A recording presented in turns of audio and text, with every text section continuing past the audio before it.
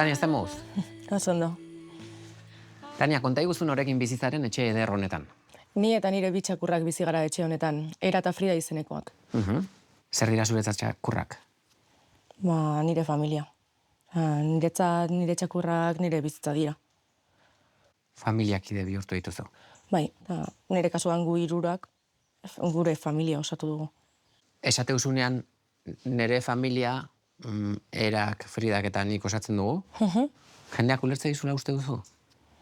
Batzuk bai eta beste batzuk ez. Batzuk bai kontsiratzen dugu txakurrekin familia osatu dugula eta orain gaur egun agertzen ari den eredu bat dala. Eta beste batzuk, igual ez dute ulertzen nola egongo diren, pertsonen arteko harremanei ematen dien garrantzi mailan.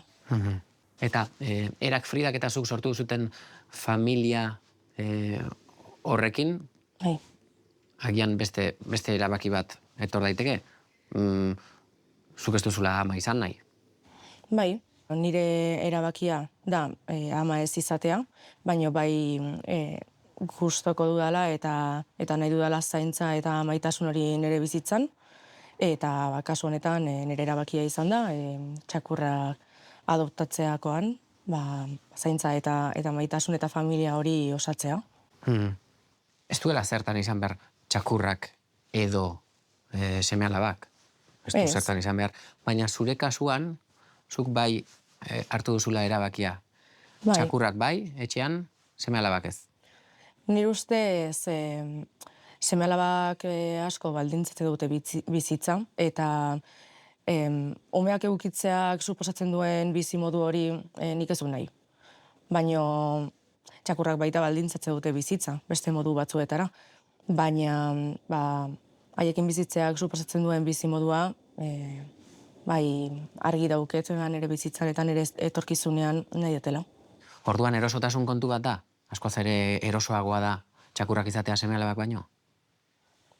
Gaur egun esango nuke gizartea askaldatu dala eta batez ere zailagoa da gazteentzat gure helburua ez dalako bakarrik familia bat osatzea. Bai esango nuke txakur asko ikusten direla eta aukera errazagoa dala zure familian edo txakur bat gehitzea, baina kontuan izan behar dugu kriston ardura dala, erabaki bat izan behar duela, eta ezagutza eta konpromesua eskatzen duela gure aldetik.